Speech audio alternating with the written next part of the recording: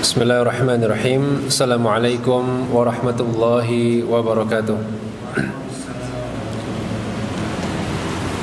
Alhamdulillah, wassalatu wassalamu ala rasulillah wa ala alihi wa sahbihi wa man walah. Wala hawla wala quwwata illa billahi, amma ba'd. Rabbi syrah li sadri wa yassir li amri wahlul 'uqdatam min lisani yafqahu qawli. Rekan-rekan mahasiswa dan juga para jamaah Masjid Al-Muqtasidin yang dimuliakan Allah Subhanahu wa taala. Alhamdulillah, segala puji dan syukur kita panjatkan kehadirat Allah Subhanahu wa taala, Zat yang Maha Pemurah, Zat yang Maha memberi rizki, Zat yang Maha Pengasih, Zat yang Maha luas rahmatnya, yang telah mengaruniakan kita sebagian kecil dari rahmatnya yang sangat luas kepada kita, sehingga pada sore hari ini atau malam hari ini kita dapat berjumpa kembali di majelis ilmu, majelis yang insya Allah diberkahi Allah Subhanahu wa taala, dalam rangka membahas satu tema yang berkaitan dengan bunuh diri bukan solusi. Kalau kita tanya kepada teman-teman sekalian, apa hukum bunuh diri? Haram. Berarti sudah selesai ya, sudah tahu ya. Baik. Namun tentu ada hal lain yang bisa kita gali, ya, karena kita mungkin belum cukup hanya tahu hukum bunuh diri itu haram, namun kita juga perlu mengetahui tentang apa sih yang menyebabkan orang itu bisa bunuh diri dan bagaimana mencegah, ya, bunuh diri yang saat ini semakin marak, semakin banyak. Ya, kalau kita dapati di berita-berita, bunuh diri sudah bukan lagi domainnya orang-orang yang sudah tua, tapi juga anak-anak muda. Ya, ini yang sangat kita sayangkan. Kalau dulu kita dapati yang suka bunuh diri itu orang yang mungkin sudah berkeluarga, sudah sepuh, ya, yang mereka mungkin sudah terlalu banyak beban hidup sehingga kemudian bunuh diri. Tapi sekarang, masya Allah, subhanallah, yang masih muda ternyata juga rawan, rentan bunuh diri. Disebabkan karena apa? Karena yang disebut dengan depresi. Itu perasaan atau kondisi di mana perasaan sedih itu sangat mendominasi sampai berdampak negatif kepada pikiran dan juga mempengaruhi tindakan dan aktivitas. Jadi kalau sedih namun sedihnya itu tidak sampai mempengaruhi pikiran, tidak mempengaruhi kemudian aktivitas, tidak menurunkan minat dan juga semangat, ya, maka ini belum sampai level depresi. Kalau depresi artinya sudah berpengaruh ke perilaku, di mana orang yang kena depresi akan berubah perilakunya, semangatnya akan turun, kegiatannya akan kemudian juga sangat minim, sangat sedikit, ya, karena beban pikiran yang terlalu besar, yang kalau itu kemudian semakin menumpuk, maka membuat orang itu tidak bisa berpikir panjang. Berpikir bisa tapi gak bisa panjang, gitu ya. Dia tidak berpikir jauh ke depan, maka dia hanya bisa berpikir pendek. Apalagi dia dalam kondisi terjepit, mungkin ada yang kena terlilit hutang dan sebagainya, maka sampai pada menjadikan seorang bunuh diri, naudzubillah. Maka dalam Al-Quran ini Allah Subhanahu wa ta'ala beberapa kali menyebutkan tentang kesedihan dengan berbagai macam kosakata atau mufrodat. Yang sering adalah kata huzn, yaitu apa? Kesedihan. Atau bisa juga diungkapkan dalam bentuk gham, ya, kegundahan. Ham, kekhawatiran. Dhaiq atau dhaiq, kesempitan. Tadhiqus sadr, dadanya sempit. Atau asaf, merasa sedih. Ini ada beberapa kosakata dalam Al-Quran yang artinya kurang lebih sama. Sesuatu yang tidak mengenakan, sesuatu yang manusia itu sedih, ya, perasaan sedih. Dan ini sampai 42 kali disebutkan dalam Al-Quran. Kata huzn, yaitu sedih, ini disebutkan dalam Al-Quran sampai 42 kali. Cukup banyak, dengan berbagai bentuknya tentunya ya. Tidak semata-mata huzn saja, tapi yahzanun atau yahzunka dan seterusnya. Tapi totalnya kurang lebih ada 42 kata sedih dalam Al-Quran, sehingga ini menjadi perhatian kepada kita bahwa ini Islam telah mengatur dalam masalah ini. Contohnya dalam kisah Nabi Yakub, ketika Yakub kehilangan anaknya siapa? Nabi Yusuf alaihissalam. Ketika anaknya yang sangat dia sayangi dikisahkan atau diberitakan dimakan serigala. Meskipun Nabi Yakub nggak percaya, tapi yang jelas hilang sudah, nggak kembali ke rumah. Maka Nabi Yakub menangis hampir setiap hari, banyak menangis sampai matanya buta. Dan beliau berdoa kepada Allah Subhanahu wa taala, "Innama ashku bathi wa huzni ilallah." Sungguhnya aku hanyalah mengadukan kesedihanku, huzni, kepada Allah Subhanahu wa taala. Wa a'lam minallahi ma la ta'lamun. Aku tahu sesuatu Allah yang tidak kalian ketahui. Maka sedihnya Nabi Yakub adalah karena kehilangan orang yang disayang. Dan ini suatu yang wajar. Jadi sedih itu sebenarnya sesuatu yang wajar, dibolehkan. Nah, yang nggak boleh adalah kelanjutan dari sedih ini, yaitu apa tadi? Depresi. Sedih saja itu sesuatu yang natural. Contoh dalam riwayat lain, dalam ayat lain disebutkan, "Waman kafara fala yahzunka kufruh." Dan siapapun yang kafir di antara mereka, wahai Muhammad, maka janganlah kekafiran mereka membuatmu sedih. Berarti Allah Ta'ala tahu bahwasanya ketika kita berdakwah kemudian tidak disambut dakwahnya, maka sudah sewajarnya manusia itu sedih. Sudah sewajarnya seorang nabi itu sedih. Allah tahu, makanya Allah Ta'ala mengatakan, janganlah kekufuran mereka setelah engkau berdakwah kepada mereka, mereka tetap kufur, janganlah hal itu membuatmu sedih. Bukan berarti Allah melarang sedih, tidak. Allah di sini menyebutkan bahwasanya janganlah hal tersebut termasuk hal-hal yang membuatmu kemudian kepikiran, dipikir-pikir terus ya. Kalau sedih itu perasaan yang datang dengan sendirinya, kita nggak bisa nolak. Yang dilarang adalah tadi berkelanjutan. Ini yang Allah larang. Maka fala yahzunka kufruhum atau fala yahzunka qauluhum, janganlah perkataan mereka kepada engkau wahai Muhammad membuatmu bersedih. Nabi dikatai pendusta, dikatai tukang sihir, dikatai apa. Kata Allah, janganlah menjadikan itu sedih. Maksudnya bukan berarti kemudian kalau dengar kata itu jadi biasa aja, harus gembira, enggak ya. Sedih-sedih tapi tidak usah dipikirkan. Itu maksudnya.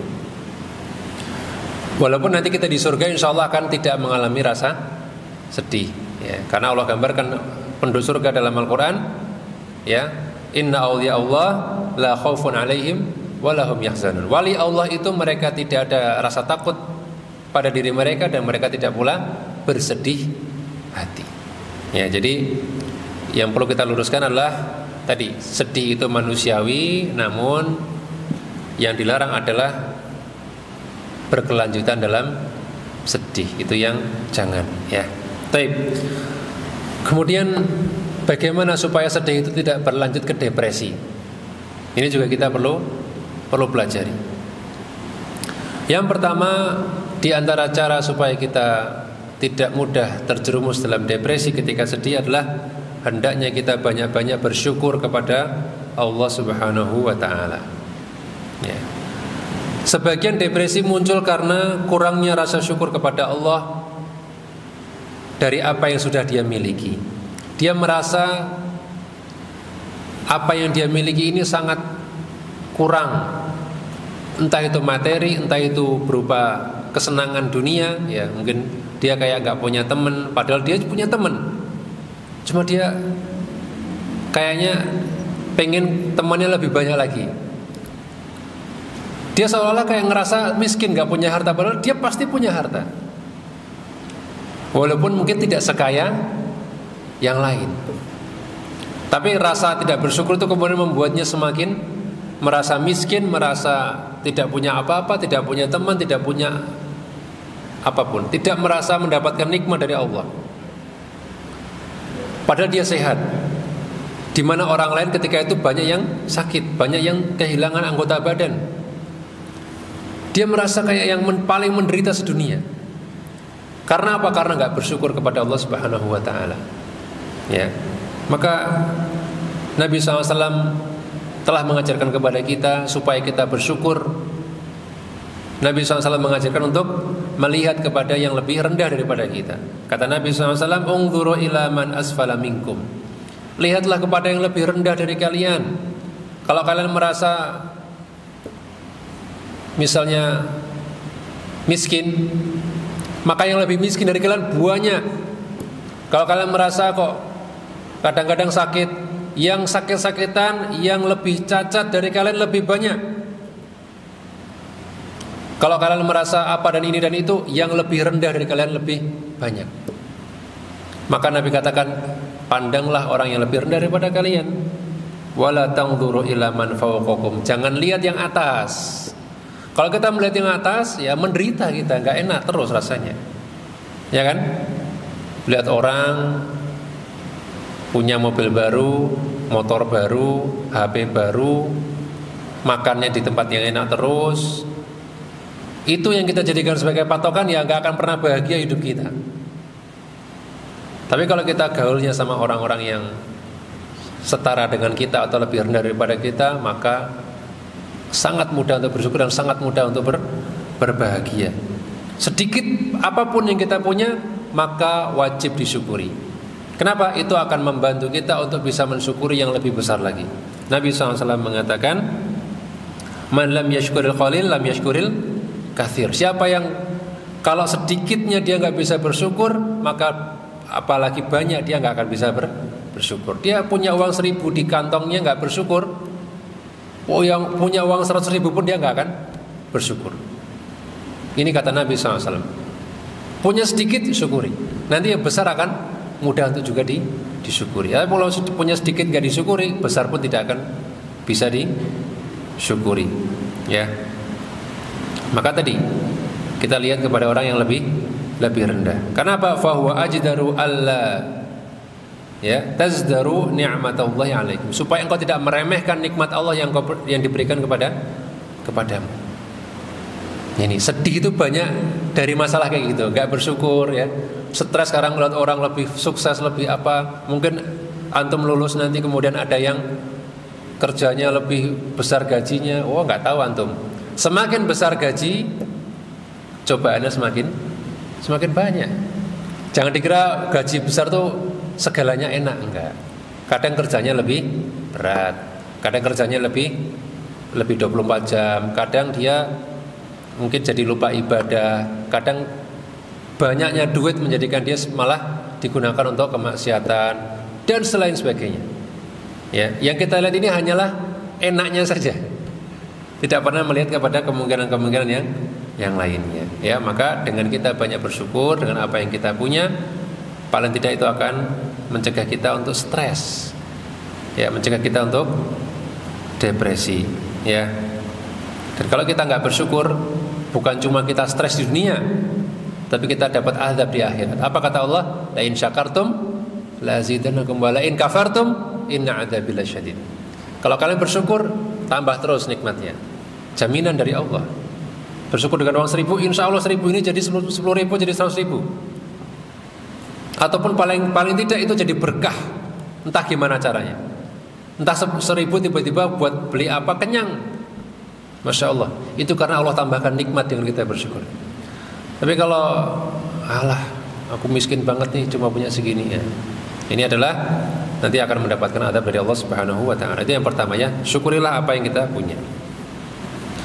Taib. Yang kedua, bagaimana supaya kita tidak depresi ketika kita sedih adalah dengan cara sholat, memperbanyak sholat. Kalau sholat yang wajib jelas ya, kita nggak usah bilang perbanyak, cuma 5 kali ya. Mau diperbanyak gimana kalau yang wajib? Maka tentu kalau kita katakan perbanyak sholat sunnah. Kenapa sholat bisa menolong kita? Karena Allah yang mengatakannya sendiri. Sholat itulah penolong bagi kita. Kata Allah, wasta'inu bis-sabri was-shalah. Mintalah pertolongan dengan cara sabar dan sholat. Wa innahu lakabiratun illa 'alal khashiin. Wa innaha ya. Dan sesungguhnya sholat itu atau khusyuk dalam sholat itu berat. Meminta pertolongan dengan sholat itu berat kecuali bagi orang-orang yang khusyuk. Tapi yang jelas Allah telah jadikan sholatnya sebagai penolong, dan Allah perintahkan untuk menjadikan dia sebagai penolong. Allah juga mengatakan, ya ayyuhalladzina amanu ista'inu bis-sabri was-shalah innallaha ma'as sabirin. Wahai orang yang beriman, jadikanlah sabar dan sholat sebagai penolongmu, sungguhnya Allah bersama orang-orang yang sabar. Dan lain sebagainya. Allah jadikan sholat sebagai penolong. Dan kalau seorang sampai kepikiran untuk bunuh diri, maka sholat bisa mencegahnya. Apa dalilnya? Allah Ta'ala mengatakan, inna sholata tanha 'anil fahsya'i wal munkar. Sholat itu mencegah dari perbuatan keji dan mungkar. Kalau kita sudah tahu bunuh diri itu suatu perbuatan yang keji dan mungkar, kita cegah dengan cara sholat. Dan sholatnya sholat yang benar, ikhlas untuk Allah dan sesuai dengan sunnah Nabi SAW. Itu sholat yang benar yang akan mencegah dari perbuatan keji dan mungkar ya.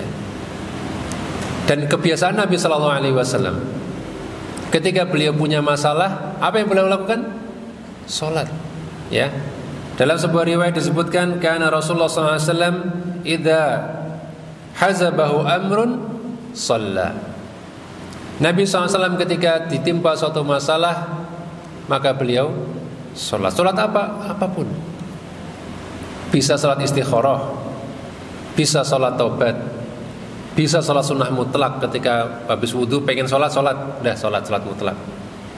Sholat tahiyatul masjid, sholat rawatib, sholat duha, sholat malam. Banyak sekali alternatif yang bisa kita lakukan dalam rangka apa? Minta pertolongan kepada Allah. Apapun masalahnya, letakkan itu di tempat sujud ya. Tumpahkan itu di tempat sujud. Disitulah letak di mana seorang hamba paling dekat dengan Allah Subhanahu wa ta'ala ketika sujud. Maka manfaatkan ketika itu dengan berdoa kepada Allah ya. Karena sebagian kita begini,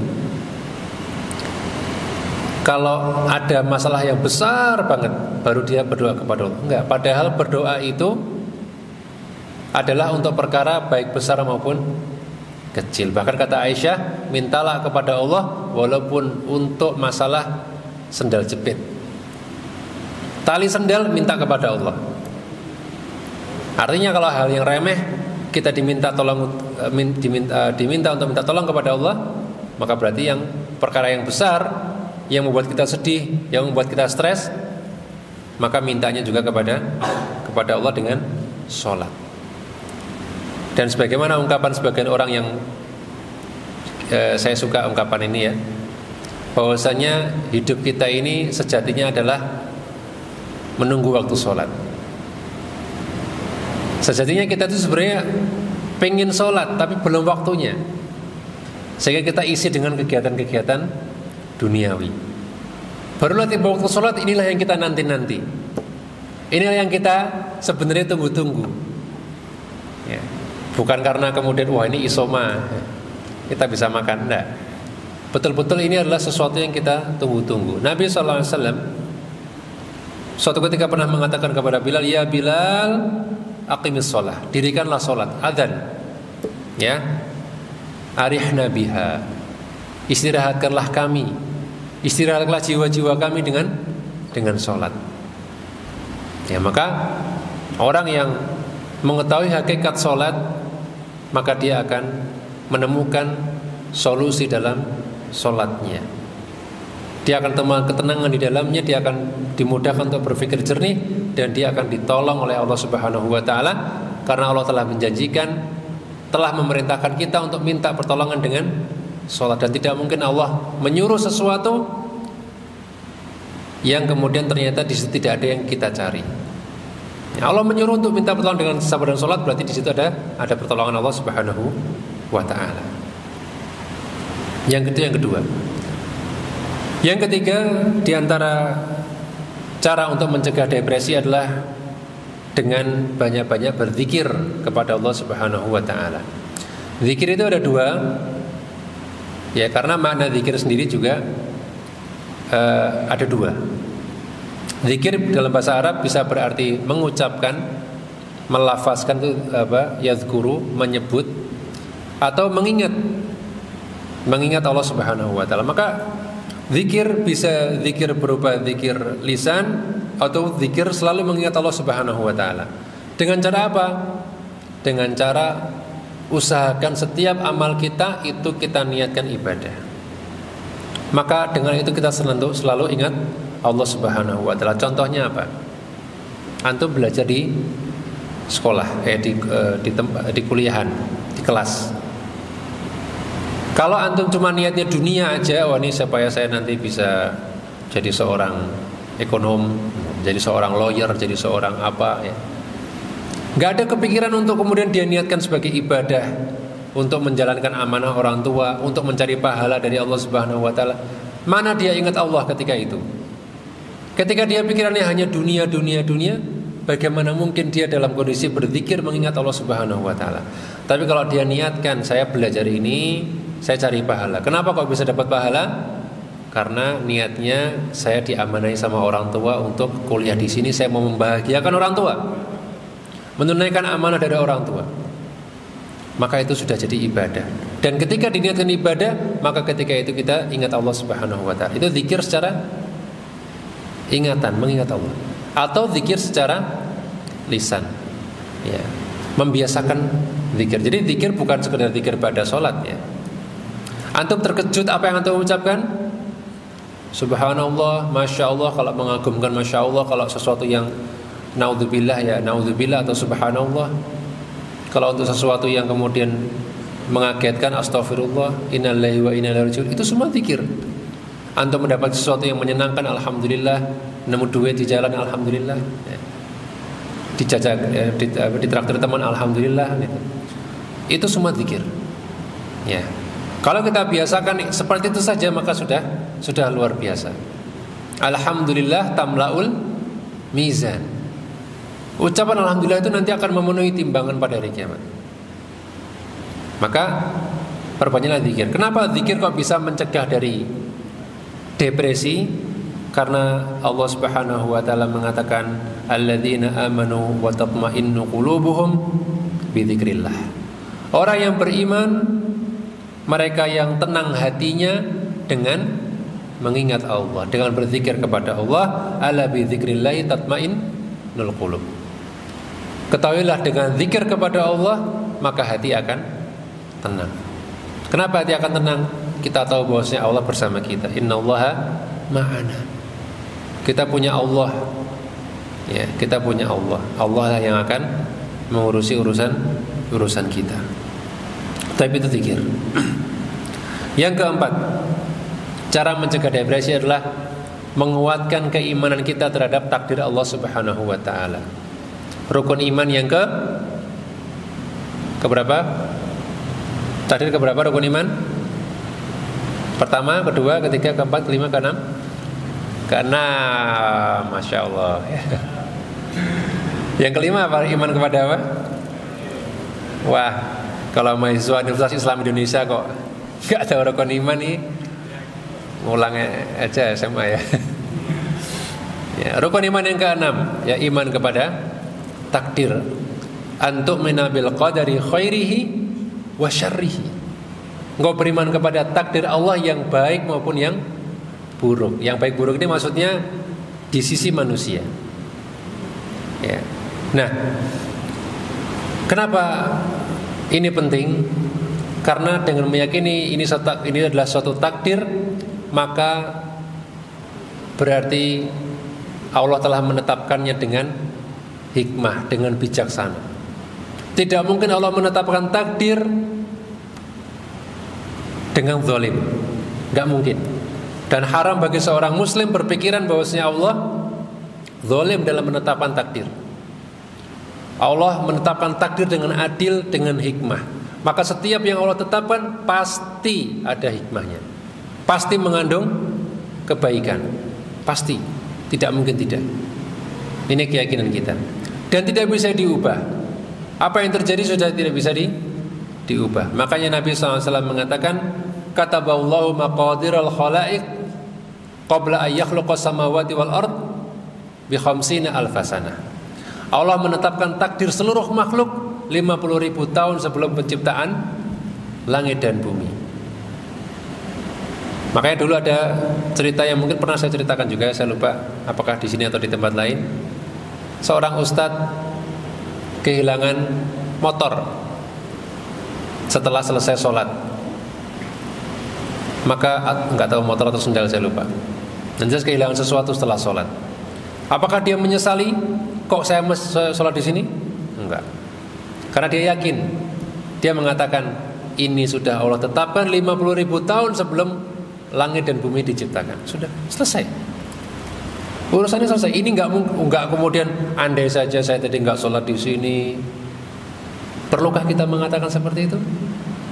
Enggak perlu, enggak akan mengubah apapun. Enggak akan mengubah apapun. Kalau kita beriman dengan takdir, ya sudah selesai. Dan Allah pasti ada menetapkan hikmahnya dalam masalah yang kita hadapi, ya. Dan ada sebuah riwayat dari Ibnu Dailami. Dia mengatakan, waqa'a fi nafsi syai'un minal qadar. Aku mengalami keraguan-keraguan dalam masalah takdir. Fa ataitu Ubay ibn Ka'ab. Kemudian aku mendatangi seorang sahabat yang namanya Ubay bin Ka'ab. Faqultu ya Abal Mungzir. Aku tanya kepada Ubay, wahai Abul Mungzir, waqa'a fi nafsi syai'un minal qadari. Hatiku mengalami suatu keraguan tentang takdir. Khiftu ay yakuna fihi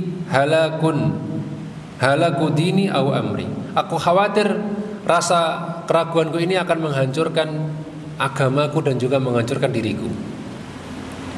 Faqala, maka Ubay mengatakan, ya ibn akhi, wahai ponakanku, innallaha law 'adzaba ahla samawatihi wa ahla ardihi la'adzabahum wa huwa ghairu zalimin lahum. Kata Ubay, kalau seandainya Allah mengadab penduduk langit dan juga penduduk bumi seluruhnya, Allah azab semua, maka Allah tidaklah zalim. Ini keyakinan kita. Tapi ini kan nggak terjadi. Tapi seandainya Allah mengadab semuanya, itu Allah tidak zalim, karena Allah lah yang memiliki kita. Allah tidak zalim. Walau rahimahum lakanat rahmatuhu lahum khairan min a'malihim. Namun jika Allah merahmati mereka, maka sungguh rahmat Allah itu jauh lebih baik daripada amal-amal mereka. Artinya kalau kita beramal soleh sebanyak apapun, rahmat Allah itu lebih baik bagi mereka. Karena kalau betul-betul hanya amal kita yang dipakai untuk masuk surga, mungkin kita cuma dapat dunia ini lagi, dan kita nggak tahu kita dapat apa. Kalau kita cuma mengandalkan amal-amal kita saja untuk kemudian, ya Allah, saya mau tukar amal saya ini dengan surga, mungkin kita nggak akan dapat surga. Oh, paling cuma dapat apa? Cuma dapat dunia ini saja. Tapi karena rahmat Allah Subhanahu wa taala yang kemudian menjadikan kita masuk surga. Ya, Allah memasukkan kita ke surga karena amal kita nggak cukup. Rahmatnya lah yang membuat kita masuk surga. Walau annak laka mithla Uhudin dhahaban anfaqtahu fi sabilillah ma qabilahu Allahu minka hatta tu'mina bil qadar. Kata Ubay, dan seandainya engkau punya emas sebesar gunung Uhud, kau infakkan fi sabilillah, maka itu tidak akan Allah terima sampai engkau beriman dengan takdir. Ini penting. Kalau enggak beriman dengan takdir, percuma kita beramal, kafir kita. Dan yang terakhir yang penting, wa ta'lama anna ma asabaka lam yakun liyukhti'ak. Dan engkau tidak akan diterima amalnya sampai engkau meyakini bahwasanya apapun yang menimpamu tidak akan pernah meleset darimu. Wa anna ma akhta'aka lam yakun liyusibak. Dan apa yang meleset darimu, apa yang terluput darimu tidak akan pernah menimpamu. Ini konsep takdir. Bahwasanya kalau sudah ditakdirkan tidak akan meleset walaupun 1 mili sekalipun tidak akan meleset. Kalau sudah takdirnya dia yang dapat, dia yang dapat. Walaupun seluruh makhluk di seluruh dunia ini akan bersatu untuk menggagalkannya, nggak akan bisa. Dan apapun yang luput darimu tidak akan pernah menimpamu. Ini penting. Maka kalau kita dapat musibah itu juga takdir. Kalau kita terhindar dari musibah itu juga takdir. Ini penting. Ya, maka kita harus meyakini bahwasanya setiap takdir Allah itu baik bagi makhluknya. Nabi SAW mengatakan, "Ajibtu lil mu'min." Aku takjub dengan seorang mukmin. Innallaha la yaqdi lil mu'mini qada'an illa kana khairan lahu. Tidaklah Allah memutuskan suatu takdir apapun kepada dia, pasti itu baik baginya. Mau takdirnya begini begitu, bagi seorang mukmin semuanya adalah baik. Ini penting untuk kita imani supaya kalau sesuatu menimpa kita, kita tahu bahwa pasti ada kebaikan di balik takdir tersebut. Ya. Allah juga mengatakan dalam Al-Qur'an, "Ma asaba min musibatin fil ardi wala fi anfusikum illa fi kitabin min qabli an nabra'aha." Tidak ada sesuatu pun musibah yang menimpa diri kalian dan juga yang ada di bumi, melainkan semua itu sudah ada di kitab, di Lauhul Mahfuz sebelum Allah menciptakan langit dan bumi. Inna dzalika 'ala Allah yasir. Itu mudah bagi Allah. Tujuannya apa kata Allah dalam ayat berikutnya? Likaila ta'sau 'ala ma fatakum. Supaya kalian tidak merasa putus asa dengan apa yang telah terlewat dari kalian. Paham?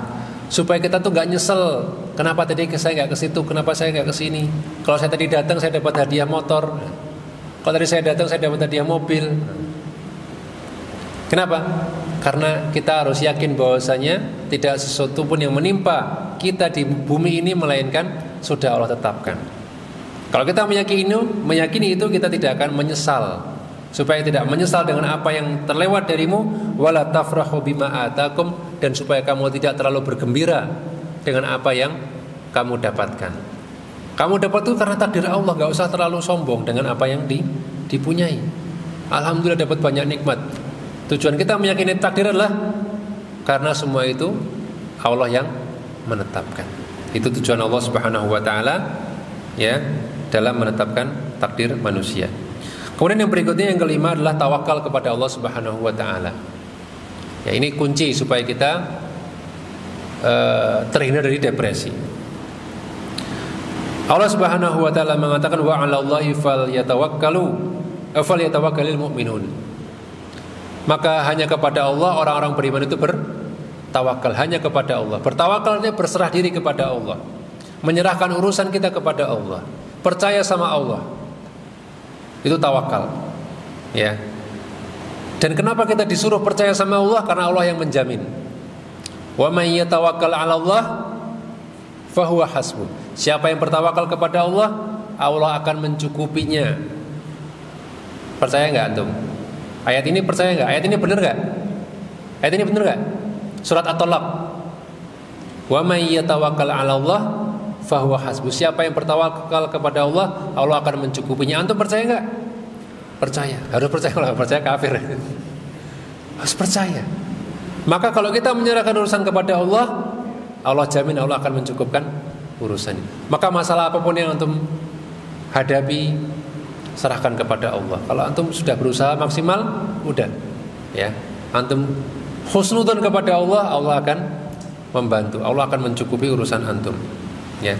Karena dalam sebuah diskusi dikatakan Nabi SAW mengatakan, yaqulullahu ta'ala, Allah Ta'ala berfirman, ana inda dhanni abdi. Aku tuh sesuai prasangka hambaku. Kalau kita prasangka baik sama Allah, Allah akan berikan sesuai prasangka kita kepadanya. Jadi kalau kita punya masalah sudah husnudzon, tawakal kepada Allah Subhanahu wa taala. Ya. Yang berikutnya yang keenam, yang terakhir adalah cara mencegah dari depresi adalah berdoa kepada Allah. Karena doa merupakan silahul mukmin, merupakan senjatanya orang beriman. Doa. Ya. Kita punya Allah Subhanahu wa taala. Kadang orang itu lupa sama Allah, dia nggak pernah berdoa kepada Allah. Ya. Dia nggak pernah mengandalkan Allah Subhanahu wa taala. Dia kayak nggak percaya Allah itu bisa menyelesaikan masalah dia. Dia kayak nggak percaya bahwa Allah tuh nggak mau nolong dia. Percayanya tuh Allah nggak mau nolong saya, Allah tuh nggak peduli sama saya. Padahal Allah Subhanahu wa taala dalam banyak ayat menyebutkan tentang Allah itu cinta kepada orang beriman. Allah itu waliyul mukminin, pelindung orang-orang yang beriman. Ada apa-apa Allah yang melindungi. Kita sering lupa dengan hal semacam itu, ya nggak sih? Kita sering kayak yang ya sudah kayak kita tuh kayak pengen menghadapi semuanya sendiri gitu. Padahal Allah sudah mengatakan Allah lah yang melindungi, Allah yang akan mencukupi urusan, Allah yang makanya minta kepada siapa? Kepada Allah. Wa idza sa'alta fas'alillah wa idza sta'anta fasta'in billah. Kalau kamu mintanya sama Allah. Minta pertolongan juga hanya kepada Allah. Allah sudah suruh kita minta kepada Dia, kok malah kita yang malas, kan lucu. Ya, maka berdoa kepada Allah Subhanahu wa taala. Ud'uni astajib lakum. Berdoalah kepadaku, aku akan kabulkan doa kalian. Ya, ini beberapa hal, 6 hal yang semoga bisa mencegah seorang untuk kemudian bisa terhindar dari depresi. Ya. Selain tadi ya sabar, sholat, syukur, tawakal, ya, dan lain sebagainya. Baik. Kemudian bagaimana menjaga diri kita dari keinginan untuk bunuh diri? Kalau mungkin tadi sudah kita menjalankan segala sebab, ya, tapi kadang kepikiran bunuh diri. Dari siapa itu? Dari setan. Ya. Maka kita pertama ta'awudz, a'udzubillahi minasyaitonirrajim. Itu waswas dari setan. Ya. Kemudian yang kedua, hendaknya kita menyadari bahwa semua masalah ada solusinya. La yukallifullahu nafsan illa wus'aha. Allah tidak membebani seorang kecuali dengan kesanggupannya. Ya. Sehingga kalau Allah memberikan cobaan, itu adalah cobaan yang bisa diselesaikan. Kalau orang mengingat wah ini nggak ada solusinya, ini berarti sudah putus asa dia dari rahmat Allah Subhanahu wa taala. Dan kita nggak boleh putus asa dari rahmat Allah. Wa may yaqnut min rahmatillah min rawahillah faulaika humul kafir. Orang yang putus asa dari rahmat Allah, dia orang-orang yang kafir kepada Allah. Maka kita besarkan harapan kita kepada Allah, yakin bahwa semua masalah ada solusinya. Yang kedua, hendaknya kita ingat bahwasanya kematian bukanlah solusi. Sesuai judul ya. Tapi kematian itu bukan solusi. Mati bukan berarti masalahnya selesai, itu hanya lari dari masalah. Kematian bukan akhir. Kalau kita orang beriman, kita yakin kematian bukan akhir. Bahkan kematian itu adalah gerbang menuju kehidupan yang sebenarnya. Innal aisha aishul akhirah. Kehidupan yang sebenarnya adalah kehidupan akhirat. Walal akhiratu khairul laka minal ula. Akhirat itu lebih baik daripada dunia. Wal akhiratu khairun wa abqa. Akhirat itu lebih baik dan lebih kekal. Nah, kalau orang beriman pasti yakin yang ini tuh malah bukan kehidupan. Ini tuh bukan kehidupan. Ya. Yang kehidupan adalah kehidupan nanti di akhirat. Sehingga kematian bukanlah akhir. Ini prinsip orang beriman. Sehingga mengakhiri hidup di dunia bukanlah mengakhiri masalah, ya, malah menambah masalah baru. Contoh, orang yang ditinggalkan sedih nggak? Sedih. Orang yang ngurusi orang bunuh diri itu repot nggak? Repot. Ya. Orang bunuh diri repot ngurusinya. Belum lagi nanti kita bicara hukuman di akhirat. Di akhirat ada hukumannya, ya. Karena Allah Subhanahu wa taala mengancam, Allah Subhanahu wa taala mengatakan la taqtulu anfusakum innallaha kana bikum rahima. Janganlah kalian bunuh diri kalian sendiri. Sungguh Allah penyayang kepada kalian. Enggak boleh, ya. Wa may yaf'al dzalika 'udwanan wa dhulman fasawfa nuslihi nara wa kana dzalika 'ala Allah yasira. Dan siapa yang melakukan ini karena melampaui batas, maka Allah akan masukkan dia ke neraka. Naudzubillah, bunuh diri malah mengantarkan kepada neraka. Dan dalam sebuah riwayat dikatakan bahwasanya ada seorang amir yang menyuruh anak buahnya untuk masuk ke api. Maka kata Nabi SAW, kalau memang tadi mereka jadi mau masuk ke dalam api, mereka tidak akan pernah keluar dari api tersebut. Kenapa? Dari api dunia berlanjut ke api akhirat. Ini hukuman bagi orang yang bunuh diri, Allah akan masukkan ke neraka. Dan Nabi juga mengatakan, wa man qatala nafsahu bi syai'in 'udziba bihi yaumal qiyamah. Siapa yang membunuh dirinya dengan sesuatu, dia akan diazab di hari kiamat dengan sesuatu tersebut. Ya, dalam sebuah riwayat yang panjang, siapa yang bunuh diri dengan hadidah, dengan besi, yaitu dengan pedang nusuk dirinya, ya, maka nanti di akhirat dia akan menusuk perutnya di neraka jahanam dengan pedang tersebut. Dan siapa yang bunuh dirinya dengan dengan racun, minum baygon, ya, minum nikotin, ada nggak minum nikotin? Ngirup nikotin ya, insyaallah. Minum racun, maka dia akan meminum racun tersebut di neraka jahanam selama-lamanya. Khalidan mukhalladan, dia kekal di situ menghirup racun tersebut. Dan siapa yang naik gunung kemudian menjatuhkan dirinya dari gunung, maka dia akan mengulanginya nanti di neraka jahanam selamanya. Selamanya di sini apakah kemudian tidak akan pernah berhenti? Jawabannya akan berhenti. Kenapa akan berhenti? Karena bunuh diri bukanlah perbuatan maksiat yang membuat kafir. Semua perbuatan dosa besar yang tidak sampai pada level kekafiran, maka tidak kekal di neraka. Adapun kalau disebutkan khalidan, kekal itu maksudnya dalam waktu yang sangat lama, yang nanti akan ujung-ujungnya akan juga tetap masuk surga selama dia orang yang beriman. Ya, sudah bisa belum? Sudah ya. Baik, itu saja yang bisa kita bahas untuk kesempatan kali ini. Ya, yang jelas tentu saya yakin di antara kita tidak ada yang berniat bunuh diri tentunya ya. Atau jangan-jangan ada? Nggak ada ya.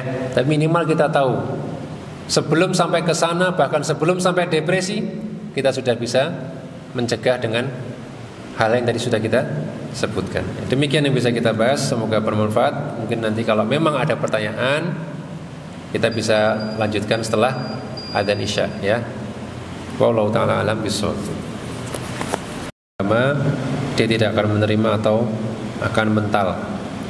Baik. Pertama, ini diantara bukti bahwasanya depresi itu banyak menimpa orang-orang yang jauh dari agama. Ya, kebanyakan yang terkena depresi itu memang orang-orang yang jauh dari agama. Dan tadi kita sudah sebutkan hal-hal yang justru mencegah depresi kan gitu ya. Namun sepertinya belum menyentuh kepada bagaimana mengobati yang sudah terlanjur depresi, sehingga sulit untuk kemudian didekati dengan dalil-dalil. Ya. Maka manusia punya satu alat yang disebut dengan empati. Ya. Maka cara untuk bisa mendekati dia dengan berempati.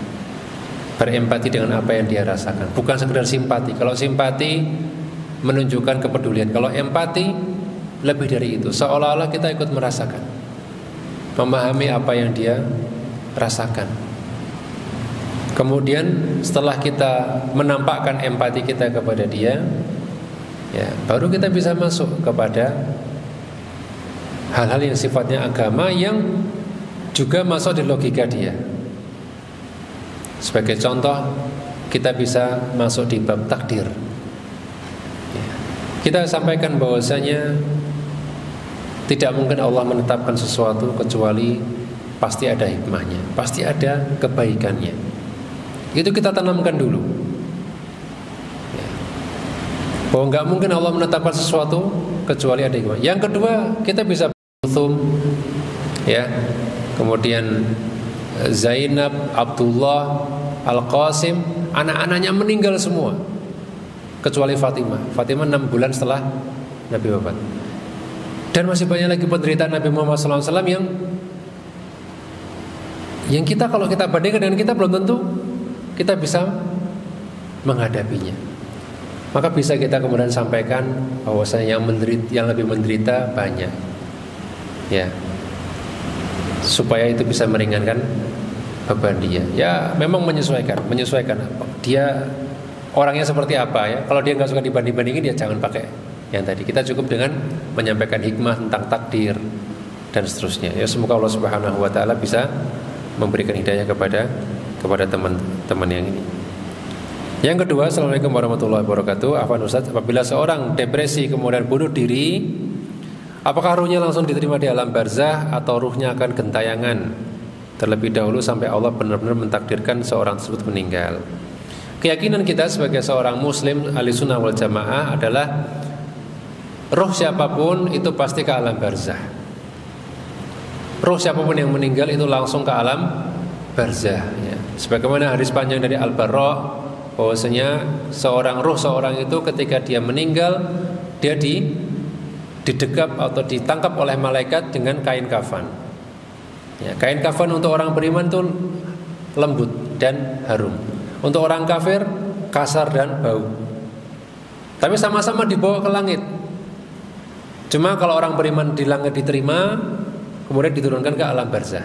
Kalau orang kafir ditolak, kemudian turun ke alam barzah. Dua-duanya masuk ke alam barzah. Tidak ada istilah roh gentayangan atau penasaran atau yang semisalnya. Termasuk orang yang bunuh diri, maka tidak ada namanya si manis jembatan Ancol atau mitos-mitos lainnya yang kemudian jadi hantu karena dia bunuh diri, karena dia dibunuh belum selesai urusannya dengan pembunuh dan seterusnya. Ini tidak ada, ya. Jadi rohnya langsung ke alam barzah. Nanti disitulah baru kemudian ada azab, ada nikmat kubur. Dan bagaimana cara agar kita tidak depresi dengan keadaan tersebut yang tengah dialami? Ya tadi, ya, kalau orang bersedih maka dia ingat beberapa hal tadi, ya, sabar, syukur, kemudian tawakal, doa, zikir, sholat, ya. Sebenarnya perkara-perkara yang simpel yang kita lakukan setiap hari, namun kita perbanyak. Ya, semoga dengan itu minimal kita tidak terjatuh dalam depresi dan Allah berikan pemecahan masalah bagi yang atau untuk yang mendapatkan masalah tersebut. Wallahu taala alam. Mungkin itu saja yang bisa kita bahas pada malam hari ini, semoga bermanfaat. Subhanakallahumma bihamdika asyhadu an la ilaha illa anta astaghfiruka wa atubu ilaik. Wassalamualaikum warahmatullahi wabarakatuh.